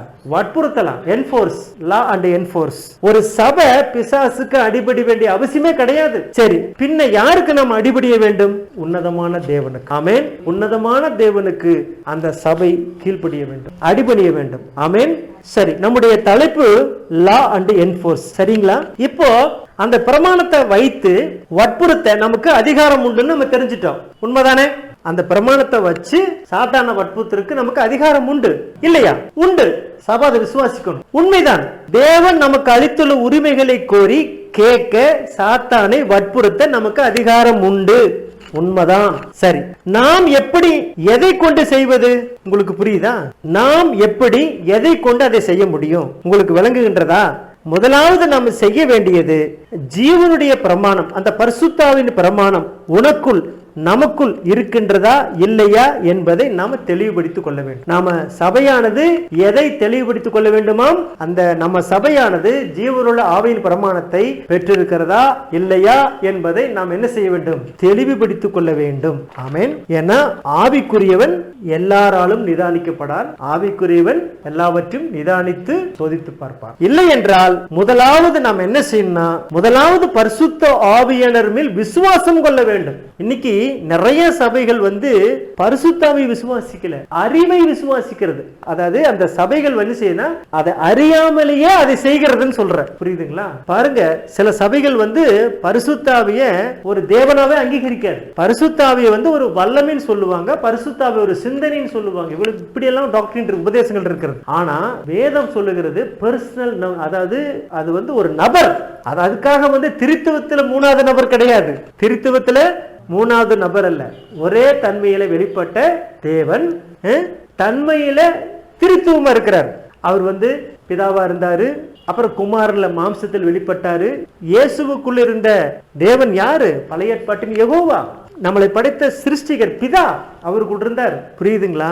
இப்போ அதே தேவன் பரிசுத்தாவியாக மனிதனுடைய இருதயத்துக்குள் வாசம் பண்ணுகிறார். சபையினுடைய அந்த ஆழமான இருதயத்துக்குள்ள அவர் வாசம் பண்ணுகிறார். ஆமென். அப்படி விசுவாசம் கொள்ளாமல் அவரை புறக்கணித்தால் நம்முடைய கதி என்னவா இருக்கும் சொல்றாரு ஆண்டவர். சொல்லும்போது சொல்றாரு, இந்த அதாவது எனக்கு விரோதமா நீங்க எவ்வளவு தூசணை சொன்னாலும் அது உங்களுக்கு மன்னிக்கப்படும். ஏன்னா இப்ப நான் மாம்சத்தில் இருக்கிறேன். இதே நான் பரிசுத்த ஆவியை திரும்ப வரும் பொழுது அதுக்கு விரோதமா நீங்க தூசணம் பண்ணா இம்மையிலும் மன்னிக்கப்படாது, மறுமையில மன்னிக்கப்படாதுன்னு ஒரு பிரமாணத்தை வச்சுட்டு போயிட்டார். ஆமென். அப்ப நம்முடைய கதி என்னவாகும்? பரிசுத்த ஆவியை புறக்கணிச்சா நம்முடைய கதி என்னவாகும்? அந்த பிரமாணத்தை புறக்கணிச்சா நம்முடைய கதி என்னவாகும்? நாம் சமாதானத்தையும் இரக்கத்தையும் நாம் என்ன செய்வோம்? புறக்கணித்து விடுவோம். ஒரு சபையானது பரிசுத்தாவின் பிரமாணத்தை பரிசுத்தாவியை தள்ளிவிடும் பொழுது அது சமாதானத்தை இழந்து விடுகிறது, இரக்கத்தையும் அந்த சபை இழந்து விடுகிறது. புரிகிறதா? பரிசுத்தாவின் பிரமாணம், ஜீவனின் பிரமாணம் நமக்குள்ள, இந்த செய்தியை கேட்கிற உங்களுக்குள்ள இருந்தா சாத்தான் உங்களை விட்டு நிச்சயமாக போய்விடுவார். அப்படியா பிரதர்? ஆமா. மோசே நாட்கள்ல பார்வோனுக்குள்ள யார் இருந்தா? சாத்தான் இருந்தா. மோசேக்குள்ள யார் இருந்தா? கிறிஸ்து இருந்தார். உண்மைதானே? 2 பேருக்கும் போராட்டம் நடக்குது. 2 பேருக்கு என்ன செய்யுதுங்க? போராட்டம் நடந்துட்டே இருக்குது. நடக்குதா? கடைசியில சாத்தான் என்ன சொல்றான்? மோசையை பார்த்து, இனிமே என்ன செய்ய மாட்டேன், உன் முகத்தை நான் பார்க்க கூடாது. யார் சொல்றப்போ? சாத்தான் சொல்றா, இனிமேல் நம்மளோட முகத்தை பார்க்க கூடாது. அப்படின்னு என்ன? என் சமூகத்தை விட்டு நீ போயிரு. புரியுதுங்களா? அதே போலதான் இன்னைக்கு சபையை பார்த்து சாத்தான் சொல்லணும். என்ன செய்யணும்? கவனிச்சீங்களா? சாத்தான் என்னை விட்டு, சாத்தானே எங்களுடைய சபையை விட்டு நீ போயிரு அப்படின்னு சொல்றதை விட அவன் சொல்லணும், இங்க வரப்பா, இனிமேல் நம்ம முகத்தையே பார்க்க கூடாது. புரியுதுங்களா? அது ஒரு வித்தியாசமான ஒரு காரியம். நம்ம அவனை சொல்ல வேண்டியதில்லை, அவனே நம்மளை சொல்லிடுவான். அதுக்கு என்ன தேவை? நம்முடைய லைஃப். நம்ம எவ்வளவு பிரசங்கம் பண்றோம், நம்ம எவ்வளவு ஜெபிக்கிறோம், இல்ல நம்ம எவ்வளவு கத்துறோம், குதிக்கிறோம், அதையெல்லாம் என்ன செய்ய மாட்டான். கடந்த வாரத்துல கேட்டோம்ல, கண்டுக்கவே மாட்டான். நான் இவ்வளவு செய்தி படிச்சிருக்கிறேன், இவ்வளவு செய்தி பிரசங்கம் பண்ணியிருக்கிறேன், அதெல்லாம் அவனிடத்துல வேலையே இல்லை. அவன் இதெல்லாம் சட்டையே பண்ணிக்க மாட்டானா. லைஃப், நாம் என்ன வாழ்ந்திருக்கிறோம், நம்முடைய வாழ்க்கையை பார்த்தா அவன் சொல்லுவானா, இந்த மனிதன் ஆகாதப்பா சொல்லுவாங்க. நீங்க தெருவோரங்கள்ல இந்த மோடி மஸ்தா வேலை பண்ணுவாங்க. அந்த பாம்பு மறைக்கிறது, இந்த ரத்தம் வர வைக்கிறதெல்லாம் பார்ப்பீங்களா? அந்த இடத்துக்கு நீங்க போயிருக்கிறீங்களா? அந்த இடத்துக்கு போனா உங்களுக்குள்ள பரிசுத்தாவி இருந்தா அவன் சொல்லுவான், ஐயா நீங்க போயிருங்க, என்று வியாபாரத்துக்கு தொந்தரவு பண்ணாதீங்க அப்படின்பா. கவனிச்சிருக்கிறீங்களா? ஒருவேளை அந்த பிரமாணம் உங்களுக்குள்ள இல்லைன்னா என்ன செய்வான்? பாக்கெட்ல இருக்கிற பணத்தையெல்லாம் எடுத்துருவான். கவனிக்கிறோமா இல்லையா? அதனாலதான் நீங்க உங்களை சபை தன்னுடைய ஸ்தானத்தை அறியல.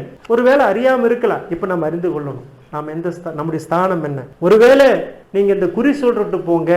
நான் சோதனைக்காகவே போயிருக்கேன், உண்மையான்னு பாக்குறதுக்காகவே போனேன். ஜோசி கைராக பாக்குறட்டு போனேன். அவன் கையை பார்த்தோன்னே கையை மடக்கிட்டுட்டா, வேண்டாங்க போயிருங்கன்னு. புரியுதுங்களா? அவன் பாக்குறான், நம்ம கையை பார்த்தோன்னே சொல்றான், நீங்க வேண்டாங்க, நீங்க போயிருங்க, உங்க தெய்வத்துக்கு செட் ஆகாது அப்படிங்கிறான். அப்ப நமக்குள்ள இருக்கிறது யார்? அந்த சராசரங்கள் படித்த தெய்வம். மந்திரவாதி கிட்ட போவீங்களா? மந்திரவாதி சொல்லிடுவான், இந்த இடத்த விட்டு போயிருங்க, உங்களுக்கு எனக்கு செட் ஆகாதுன்றவா. மோச இடத்துல பார்வோன் சொன்னானா இல்லையா? உங்களை எடுத்துன்னு சொல்லுவான். சொன்னாங்க சில பேர், கைரேகை பாக்குறது தப்புனாங்க. ஆனா நான் சோதனைக்காக போனேன், உண்மையான்னு பாக்குறதுக்காகவே போனேன். நான் எதையுமே அப்படித்தான் பார்த்துட்டு வந்துதான் பேசுவேன். ஒரு விஷயத்தை கேள்விப்பட்ட போய் பார்ப்பேன். ஏன்னா மனவாட்டி வஞ்சிக்கப்பட மாட்டான். ஒரு காலத்துல பெந்தகோஸ்து யுகத்தில் இருக்கும்போது நமக்கு எப்படி இருந்தது? நம்மளை பயப்படுத்தினாங்க, பாஸ்டர்மார்களை பயப்படுத்தினாங்க. யோ அவன் பேச்சு கேட்காத, இவன் பேச்சு கேட்காத, நீ வஞ்சிக்கப்பட்டு போயிருவேன், ஏமாந்து போயிருவேன். ஆனா இந்த காலத்துக்குரிய செய்தி சொல்லுது, மனவாட்டி வஞ்சிக்கப்பட மாட்டான், அவன் வஞ்சிக்கப்படவே முடியாது. அப்படிங்கிற ஒரு வெளிப்பாடு நமக்கு கிடைச்ச பிறகு ஒரு சபைக்கு, ஒரு கிறிஸ்தவனுக்கு எவ்வளவு தைரியம் வரணும் தெரியுங்களா? புரியுதா இல்லைங்களா? அதனாலதான் சபை பிரமாணங்கள் நம்மளை மேற்கொள்ள நம்மை விடக்கூடாது. புரியுதுங்களா? போதகருடைய பிரமாணங்கள் இருக்கலாம், அதெல்லாம் நம்மளை ஆட்கொள்ள நம்ம விடக்கூடாது. பரிசுத்தாவின் பிரமாணம் மட்டும்தான் நம்மளை ஆட்கொள்ள வேண்டும். அதுதான் நம்மளை ஆளுகை செய்யணும். ஓ லார்ட், ஆமென். புரியுதுங்களா? அப்ப சாத்தான் உன்னை விட்டு போய்விடுவார். எல்லா சந்தேகங்களும் உங்களை விட்டு போயிரு. எல்லா சந்தேகங்களும் அந்த சபை விட்டு போயிரு. அந்த சபைக்கு சந்தேகமா வராது. அந்த சபையை விட்டு, அந்த சபையினுடைய இருத்தின் ஆழத்திலிருந்து எல்லா கழிவுகளும் போயிரு. அப்பொழுது தேவன் அந்த சபையை உயர்த்துவார். அப்பொழுது தேவன் உங்களை உயர்த்துவார். ஆமென். ஏன்னா அவர் கிரியை செய்யக்கூடிய ஒரே ஒரு வழி, அவர் கிரியை செய்யணும்னா, அவர் செயல்படணும்னா நீங்களும் நாமும் என்ன செய்யணும்? அனுமதிக்க வேண்டும். ஏதேன் தோட்டத்துல அந்த சர்ப்பம் கிரியை செய்ததுக்கு அந்த ஏவாளுங்கிற சபை வழியை திறந்து கொடுத்தது. புரியுதா? அதனாலதான் சாத்தான் அங்க சர்ப்பம் கிரியை செய்தது. அதே போல நாம் என்ன செய்யணும்? அந்த சிருஷ்டிகர் நம்மை ஆளுகை செய்யும்படியாக நாம் என்ன செய்யணும்? அனுமதிக்க வேண்டும். விளங்குகின்றதா? நாம் செய்ய வேண்டிய ஒன்றே ஒன்று, தேவனை முற்றிலுமாக அனுமதிப்பதுதான். இதுதான் சபைக்கு இருக்கிற சத்துருவே. ஒரு சபை தன்னை முற்றிலும் அர்ப்பணிக்காது. கேட்டா அது அந்த சபை என்ன செய்யும்னா, அறிவை பயன்படுத்தும், ஞானத்தை பயன்படுத்தும், தான் படிச்சதை பயன்படுத்தும், தன்னுடைய வாழ்க்கையின் அனுபவத்தை பயன்படுத்தும். அதெல்லாம் இங்க இல்ல. ஆனா சிம்பிள் வேர்ட், தேவனை சபைக்குள்ள வர அனுமதிங்கப்பா, அவர் வாசல் நின்று கதவை தட்டுறாரப்பா அப்படின்னு சொன்னா அது என்ன செய்யுங்க? அது அவங்களுக்கு விளங்கவே விளங்காது. ஆனா உண்மையான சபைக்கு அது விளங்கும். உண்மையான மனைவிக்கு தன்னுடைய புருஷனுடைய எல்லா குணநன்களும் தெரியும். அவ்வளவுதான். சரி, பிரசங்கத்தினுடைய கடைசி பொருளுக்கு நாம் வரலாமா? காரியத்தின் கடைத்தொகைக்கு வரலாமா? காரியத்தின் கடைத்தொகை கேட்போமாக, தேவனுக்கு பயந்து அவர் கற்பனையை கைக்கொள், எல்லா மனுஷர் வேலும் விழுந்த கடமை இதுவே. சரிங்களா? அதே மாதிரி இந்த பிரசங்கத்தினுடைய கடைசி தொகைக்கு நாம் வருவோம். பிரமாணமும் வற்புறுத்தலும், லா அண்ட் என்ஃபோர்ஸ். சரிங்களா? அப்ப தேவன் சொல்லுகிற ஒவ்வொன்றுமே ஒரு பிரமாணம் ஆகி விடுகிறது, ஒரு சட்டம் ஆயிருது, லா ஆகிவிடுகிறது. புரியுதுங்களா? அப்போ ஒரு விசுவாசிக்கு அந்த பிரமாணத்தை நிறைவேற்றி தர பரிசுத்த ஆவியானவர் அந்த விசுவாசிக்கு அருகாமையில் நிற்கிறார். நோவா காலம் காலத்துல அந்த பூமி எல்லாம் தண்ணீர்னால் நிறைந்திருந்த காலத்துல அந்த பரிசுத்த ஆவியான புறாவை வெளியே விட்ட உடனே அது போய் அசுத்தமான இடத்துல உட்காராம திரும்ப விசுவாசிட்டே வந்துருச்சு. வந்துதா இல்லைங்களா? புரியுதுங்களா? உலகத்துல அசுத்தம் இருந்தது, பரிசுத்த ஆவியான புறாவை அங்க உட்கார முடியல, நோவா பிள்ளைகளை திரும்ப வந்துருச்சு. வந்ததா இல்லைங்களா? அதே போலதான் இன்னைக்கு ஒரு விசுவாசி தவறு செய்யும் பொழுது அந்த தவறுக்கு தேவன் உடன்பட மாட்டார். அப்ப என்ன செய்வாருன்னா, அந்த விசுவாசி அந்த தவறு செய்யும் போது பரிசுத்த ஆவி அங்கிருந்து என்ன செய்வாரு, வெளியே போய் பக்கத்துல ஒரு மரத்தின் கிளையில அந்த புறா உட்கார்ந்துக்குமா. ஏன்னா அவனுக்குள்ள இருந்த அந்த புறா அந்த பரிசுத்தாவி அந்த தவறுக்கு உட்பட்டா அந்த பரிசுத்தாவியானவர் தவறு செய்வது போல தெரிஞ்சிடும். ஒரு கிறிஸ்துவன் தவறு செய்யும் போது அவன் தேவனுடைய நாமத்தை தான் தூசிப்பாங்க. ஒரு கிறிஸ்துவன் இப்படி செய்யலாமா கேக்குறாங்கல்ல, ஏசுராஜ் இப்படி செய்யலாமான்னு கேட்க மாட்டாங்க. ஒரு கிறிஸ்துவன் இப்படி செய்யலாமா, ஒரு கிறிஸ்துவன் இப்படி செய்யலாமான்னு தான் கேட்பாங்க. புரியுதுங்களா? கவனிக்கிறீங்களா இல்லையா? அது போல நம்ம ஒவ்வொரு முறையும் தவறும் ஒரு பாவம் செய்யும் போது அந்த பாவத்துக்கு அவர் உட்பட மாட்டார். அவன் என்ன செய்வாரு, நம்ம விட்டு விலகி போய் பக்கத்துல மரக்கிளையில உட்காந்துக்குவாராம், பார்த்துட்டே இருப்பாராம். சரி இவன் திரும்பி வரட்டும். ஒருவேளை அவன் இருதயத்தை தேவன் தட்டி அவன் அழுது மனங்கசது அழுது, பேதுரு போல அழுது மனங்கசது அழுது அவன் இறுதி வெறுமையாகும் போது சரி இப்போ நம்ம உள்ள போலான்னு வருவாராம். ஏன்னா அவர் நம்மை விட்டு தூரமாய் போய்விடுகிற தேவன் அல்ல. அவன் நமக்கு அருகாமையிலே இருக்கக்கூடிய தேவன், நமக்குள்ள வர விரும்புகிற தேவன், நமக்குள் ஜீவிக்கிற விரும்புகிற தேவனா இருக்கிறார் அவர். பாருங்க, அதனாலதான் ஒரு விசுவாசிக்கு அந்த பிரமாணத்தை, நான் சொல்றது விசுவாசிக்கு, அவிசுவாசிக்கு அஞ்ஞானிக்கு இல்ல, ஒரு விசுவாசிக்கு அந்த பிரமாணத்தை நிறைவேற்றி தர பரிசுத்த ஆவியானவர் இருக்கிறார். ஆமென். அப்ப தேவன் நமக்கு அளித்துள்ள உரிமைகளை கோரி சாத்தானை வற்புறுத்த நமக்கு என்ன உண்டு? அதிகாரம் உண்டு. நமக்கு என்ன உண்டு? அதிகாரம் உண்டு. அதுக்கு இப்பதான் செய்தியுடைய சாராம்சத்துக்கு வர்றோம். இதுதான் ரகசியம். என்ன ரகசியம் பாருங்க. அதற்கு நானும் நீங்களும் விசுவாசியாக இருக்க வேண்டும். புரிகிறதா? தேவன் நமக்கு அளித்துள்ள உரிமைகளை கேட்டு கோரி சாத்தானை வற்புறுத்த நமக்கு அதிகாரம் உண்டு. ஆனா அதற்கு நானும் நீங்களும் விசுவாசியாக இருக்க வேண்டும். புரிகிறதா? தீர்க்க சொல்றாரு, ஃபார் தி பிலீவர், அது விசுவாசிக்கு மாத்திரம்தான் உரியது. உங்க பிதாவினுடைய எல்லா உரிமைகளும் அவனுடைய குமாரனுக்கு மாத்திரம்தான் உரியது. சரிங்களா? ஆமென். அது விசுவாசிக்கு மாத்திரமே உரியது. You have Ki ordinary to so, அதாவது அவ்விதம் உங்களுக்கு நமக்கு நிறைவேற்ற வேண்டுமானால் நீங்களும் நானும் முன்குறிக்கப்பட்டவராய் இருக்க வேண்டும். இப்ப புரியுதா? ஏன் எல்லா வியாதிரசு சுகமடைறது இல்லைன்னு கவனிக்கிறீங்களா? எல்லா காரியங்களும் ஒரு மனிதன் ஏன் பெற்றுக்கொள்ளுன்னு தெரியுதா? முதலாவது அவன் விசுவாசி இருக்க வேண்டும், இரண்டாவது அவன் முன்குறிக்கப்பட்டிருக்க வேண்டும். அந்த மனிதனோ திரியோ அந்த உரிமையை பெற்றுக்கொண்டு சாத்தான வற்புறுத்தணும்னா, அதை பெற்றுக்கொள்ளணும்னா நமக்கு என்ன? நம்ம விசுவாசியா இருக்கணும். அதுக்கு அடுத்தது நாம முன்குறிக்கப்பட்டலாம் இருக்கணும். புரியுதுங்களா? அதனாலதான் பெதஸ்தா குளத்துல ஒரு நிகழ்ச்சி பார்க்கிறோம். எத்தனையோ வியாதிஸ்தர் படுத்திருந்தாங்க. ஆனா தேவன் அங்கு சென்று ஒருத்தரை மாத்திரம்தான் சுகப்படுத்தி அப்படியே கவலை அக்கறை இல்லாம போயிட்டாரு. யாரை பத்தி அக்கறைப்படல. அங்க இருக்கவங்க என்ன சொல்லியிருப்பான்? இவர் தேவனாமா, தேவனுடைய குமாரனாமா, இரக்கமுள்ளவராமா, கருணையுள்ளவராமா, எங்களெல்லாம் கண்டுக்காமே போறாரு. அந்த ஆவிகள் சொல்லியிருக்குமா? சொல்லியிருக்காதா? சொல்லியிருக்கும். ஆனா அவர் அதை செய்யல, கேட்கல. புரியுதுங்களா? சரி, நீங்கள் விசுவாசியின் சின்னத்தை பேட்ஜ் அணிந்து கொண்டிருப்பது அவசியம். உங்களுக்கு விளங்குகின்றதா? செய்தி என்ன கேக்குதுங்க? நீங்கள் விசுவாசியின் சின்னத்தை பேட்ஜ் அணிந்து கொண்டிருப்பது அவசியம். உங்களுக்கு விளங்குகின்றதா? இன்றைக்கு நாம் என்னவாக இருக்கிறோம்? இன்னைக்கு நாம் எப்படி இருக்கிறோம்? சபை உலகம் இன்னைக்கு எப்படி இருக்கிறது பாருங்க. மற்ற மனிதர்களை போல ஜீவிக்க விரும்புகிறது. நாமும் மற்ற மனிதர்கள் போலவே இருக்கிறோமா? எப்ப பார்த்தாலும் நாம் சண்டை போட்டுக்கொண்டே இருக்கிறோம். புரியுதுங்களா? எப்ப பார்த்தாலும் நம்ம வீடுகள்ல சண்டை தான். கணவன் மனைவிக்குள்ள, பசங்க பிள்ளைகளுக்குள்ள சண்டை போட்டுக்கொண்டு தான் இருக்கிறோம். ஒரு ஒன்னஸே இல்ல. ஆனா மத்தவங்களுக்கு நம்ம எப்படி செய்யறோம்? கிறிஸ்துவங்களை போல காட்டுறோம். நாம ஏன் சண்டை போடணும்? பாருங்க, செய்தி நம்மள கேக்குது. நாம் ஏன் சண்டை போட வேண்டும்? அண்டு புல் நாம் என்ன செய்யறோம்? இங்க தள்ளி, அங்க தள்ளி, அதை தள்ளி, இதை தள்ளி என்ன செய்யறோம்? இதுலயே நம்ம சிந்தை முழுவதும் செலுத்தி கொண்டிருக்கிறோம். சபையானது என்ன செய்யுது இன்னைக்கு? அதை இதை புஷ் பண்ணலாமா, அதை புஷ் பண்ணலாமா, இதை புஷ் பண்ணலாமான்னு சொல்லி இந்த சபை நினைச்சுக்கிட்டே இருக்குது. பாருங்க, அண்ட் ஹரி சபையானது எப்படியாவது என்ன செய்யுங்க? அவசரப்பட்டு கொண்டே இருக்கிறது. எதுக்கு எடுத்தாலும் அவசரம், ஒரு நிதானம் இல்ல. புரியுதுங்களா? ஏதேன் தோட்டத்துல ஒரு சபை இருந்தது, ஏவாள். அந்த சபை என்ன செஞ்சுதான்? அருமையா அந்த உலகத்துக்கு ஜீவனை கொண்டு வந்திருக்கலாம். மரணம் இல்லாத ஒரு ஜீவனை கொண்டு வந்திருக்கலாம். வியாதி இல்லாத ஒரு லைஃப் கொண்டு வந்திருக்கலாம். இவ்வளவு பாடுகள் இல்லாத லைஃப் கொண்டு வந்திருக்கலாம். அதுக்கு தீர்க்க சொல்றாரு, ஏவாள் அவசரப்பட்டான். என்ன செஞ்சாலும் ஏவாள் அவசரப்பட்டான். இன்னைக்கு சபைகள்ல அவசரப்படுது. எப்படி அவசரப்படுது? தேவன் கிரியை செய்ய விடாது. சபை என்ன செய்யுது? முந்தி அந்த இடத்துக்கு போகுது. சபையானது இன்னைக்கு என்ன பண்ணுது? நேரா கல்யாண விருந்துக்கு போயிருது. கல்யாண விருந்து ஆயத்தம் இல்ல, கல்யாண விருந்துக்கு ஓடிடுது. அங்க நிக்காம கொஞ்ச நேரம் பாக்குது. அங்க அவசரப்பட்டு என்ன செய்யுதுங்க? 1000 வருஷத்துக்கு ஓடிடுது. அங்கேயே அவசரப்பட்டு என்ன செய்யுதுங்க? வெள்ளை சிங்காசனத்துல போய் உட்கார்ந்துட்டு எல்லாத்தையும் ஜட்ஜ்மெண்ட் பண்ணுது. ஏய் நீ சரியில்லை, நான் சரியில்லை, நீ கரெக்ட், நான் கரெக்ட். சபை உங்களுக்கு ஆவிக்குறியில புரிஞ்சிருப்பீங்கன்னு நினைக்கிறேன். வெள்ளை சிங்காசனத்துல உட்கார்ந்து டைரக்டா எங்க உபதேசம் கரெக்டா, நீ சரியில்லைடா, நீ சரிடா அப்படின்னு அங்க நிக்கிட்டு என்ன செய்யுதுங்க. அதுக்கு அடுத்தது அது அவசரப்பட்டு என்ன செய்யுது, புதியவன புதியவைக்கு போய் நாங்கெல்லாம் என்ன செய்ய நித்தியத்தில் இருக்கிறோம் அப்படின்னு. ஆனா ஒவ்வொரு காலத்துக்கும் கிரியை இருக்குது. கிரியை இல்லாத விசுவாசம் செத்தது. உலக தோற்றுக்கும்பே அடிக்கப்பட்ட ஆட்டுக்குட்டியானவர். அவர் அதோட நிக்கல, அது ப்ராசஸ் ஆச்சு, கிரியை ஆச்சு. பூமியில எத்தனை ஆண்டுகளுக்கு முன்பு? 2000 ஆண்டுகளுக்கு முன்பு. அதே மாதிரி வேதாகமத்துல வாக்குத்தத்தங்கள் இருக்கிறது. ஆனா அது நிறைவேற வேண்டிய அந்த கிரியைகளை, அதாவது இயேசு சொன்னாரு, கிரியைகளை கண்டாவது விசுவாசிங்க. சரிங்களா இல்லையா? அப்போ நம்ம ஏன் அவசரப்பட வேண்டும்? இப்படி செய்ய விட்டால் அப்படி செய்ய விட்டால், செய்தி சொல்லுது, இப்படி செய்ய விட்டால் அப்படி செய்ய என்பதல்ல அது. அதை பத்தி நம்ம பேசல, நம்ம அதை பத்தி சொல்லவும் இல்லை. புரியுதுங்களா? என்பதல்ல அது.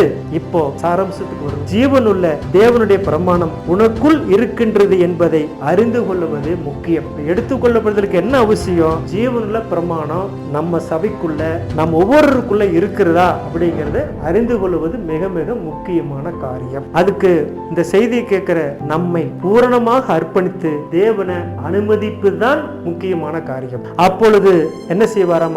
அவர் நம்மை சுகமாக்குவதில் கொண்டு செல்லுவார். அப்பொழுது அவர் நம்மை பரிசுத்த ஆவியின் அபிஷேகத்துக்கு கொண்டு செல்லுவார். அவர் வாக்குத்தத்தம் செய்துள்ள எதற்கும் உன்னை கொண்டு செல்லுவார். அவர் அளித்துள்ள வாக்குத்தத்தம் ஒவ்வொன்றும் உங்களுக்கே உரியது.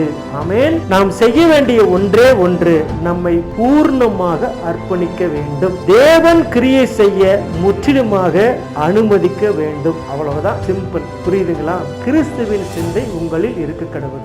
அவர் நன்மை செய்கிறாகவே சுற்றித் திரிந்தார். அவரிடத்தில் எந்த விதமான வெறுப்பும் இல்லை, பகையும் இல்லை, பொல்லாத காரியங்களும் இல்லை. அவர் நன்மை செய்கிறாகவே சுற்றித் திரிந்தார். அவரிடத்துல பயம் இல்லை. ஆமென். அவரிடத்துல அந்த பரிசுத்தம் இருந்தது, அவரிடத்துல அந்த பரிபூர்ணம் இருந்தது. இன்னைக்கு அந்த நிலைக்கு சபையானது போக வேண்டும் பிரியமானவர்களே. ஆமென். ஆகையினாலே நாம் இன்னைக்கு இந்த செய்தியில புசித்த ஒரு காரியம் பிரமாணமும் வற்புறுத்தலும், லா அண்ட் என்ஃபோர்ஸ். புரிந்து கொண்டீர்களா? கர்த்தர் உங்களை ஆசீர்வதிப்பாராக.